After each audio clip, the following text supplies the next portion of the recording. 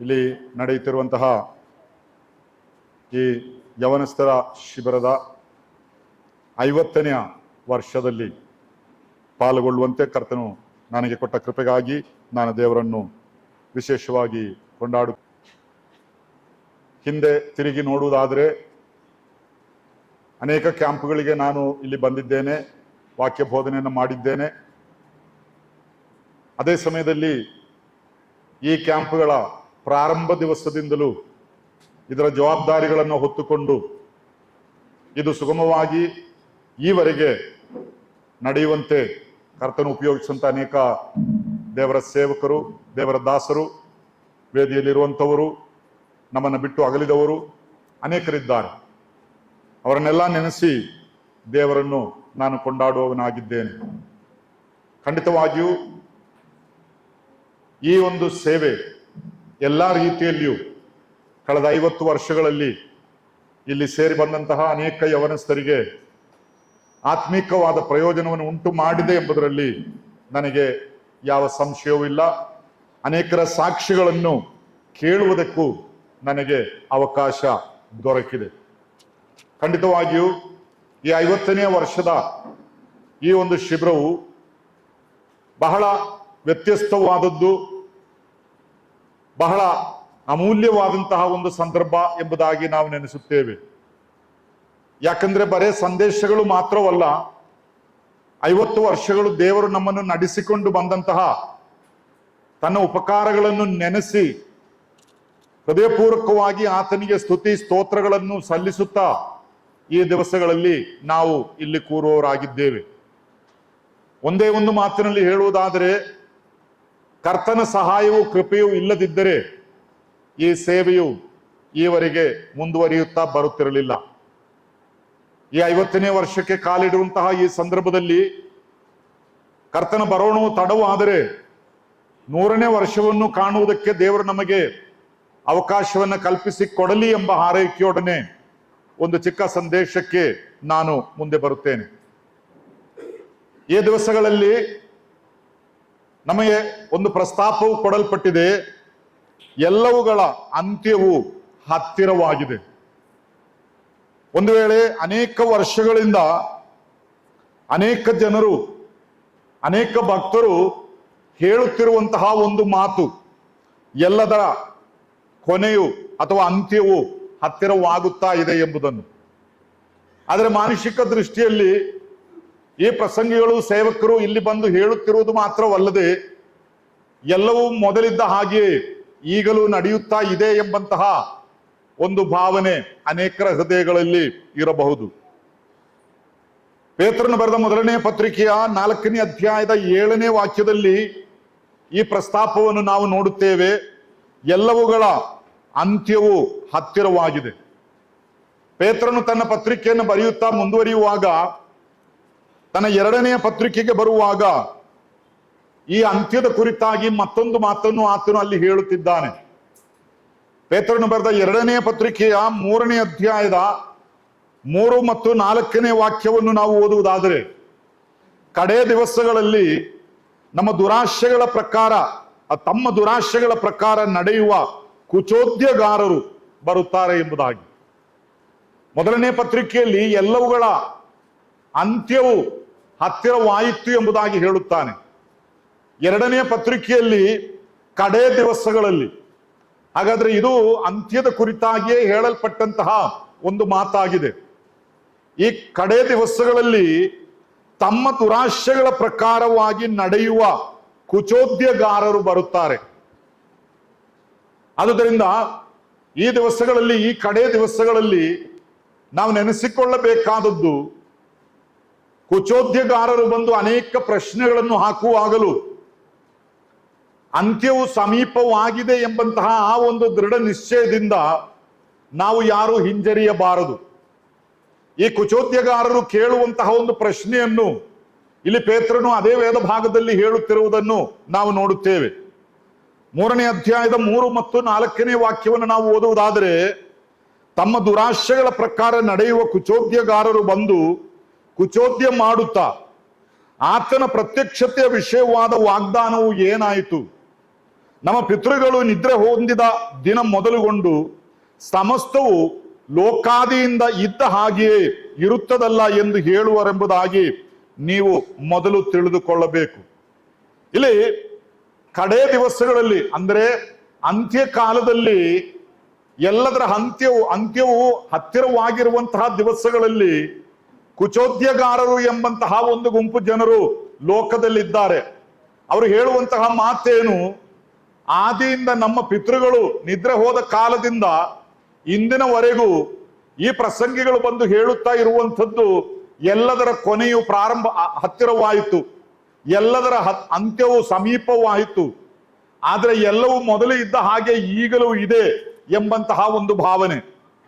ನನ್ನನ್ನು ಕೇಳುತ್ತಿರುವಂತಹ ನನ್ನ ಯೌವನ ಮಿತ್ರರೇ, ಪ್ರಿಯ ಸಹೋದರರೇ, ಸಹೋದರಿಯರೇ, ಒಂದು ವೇಳೆ ಇಂತಹ ಕುಚೋದ್ಯ ಮನೋಭಾವವು ನಮ್ಮ ಒಳಗೂ ಹಾಕುವುದಕ್ಕೆ ಇಂತಹ ಕುಚೋದ್ಯಗಾರರು ಪ್ರಯತ್ನ ಪಡುವಂತ ಸಾಧ್ಯತೆಗಳಿದೆ.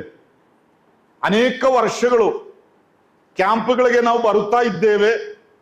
50 ವರ್ಷದ ಕ್ಯಾಂಪ್ಗಳಲ್ಲಿಯೂ ಬಂದವರು ಎಷ್ಟು ಜನರು ಇಲ್ಲಿ ಇದ್ದಾರೆ ಎಂಬುದಾಗಿ ನನಗೆ ಗೊತ್ತಿಲ್ಲ. ಒಂದು ವೇಳೆ ಕಾಂತಣ್ಣ ಇರಬಹುದು, ಇನ್ನು ಕೆಲವು ಸಹೋದರರು ಇರಬಹುದು.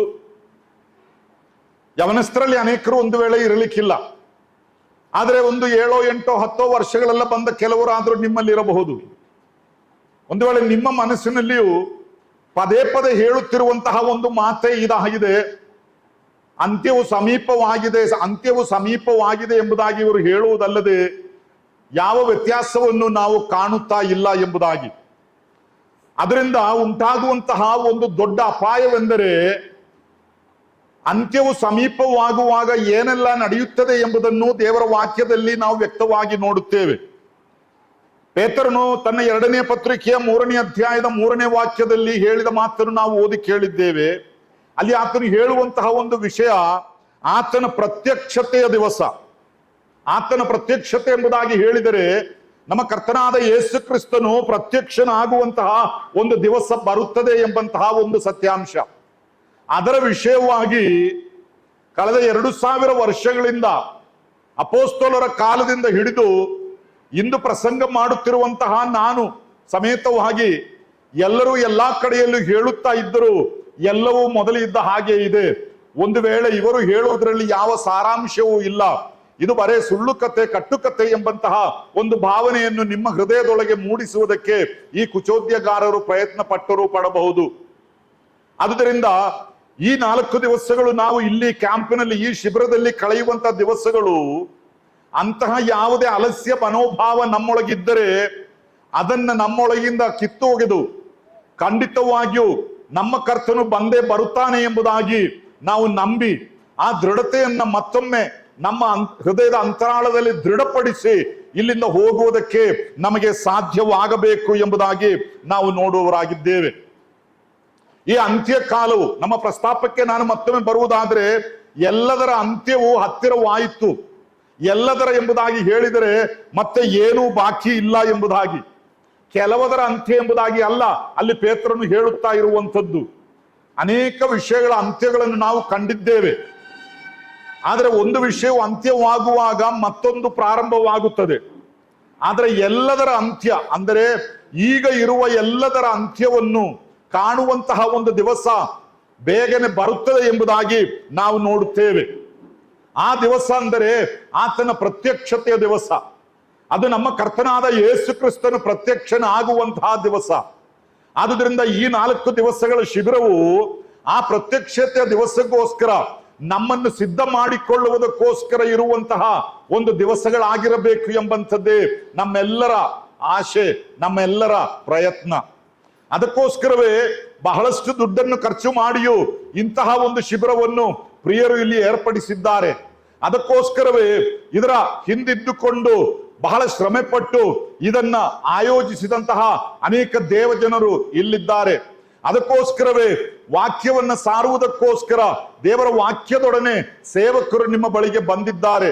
ಈ ಕಳೆದ 50 ವರ್ಷಗಳಲ್ಲಿಯೂ ಹೇಳಿದ ಎಲ್ಲಾ ವಿಷಯಗಳ ಸಾರಾಂಶವೂ ಅಷ್ಟೇ, ಆತನ ಪ್ರತ್ಯಕ್ಷತೆಗೋಸ್ಕರ ನಿಮ್ಮನ್ನು ನೀವೇ ಸಿದ್ಧ ಮಾಡಿಕೊಳ್ಳಿರಿ ಎಂಬುದಾಗಿ. ಯಾಕಂದರೆ ಎಲ್ಲವುಗಳ ಅಂತ್ಯವು ಹತ್ತಿರವಾಗಿದೆ.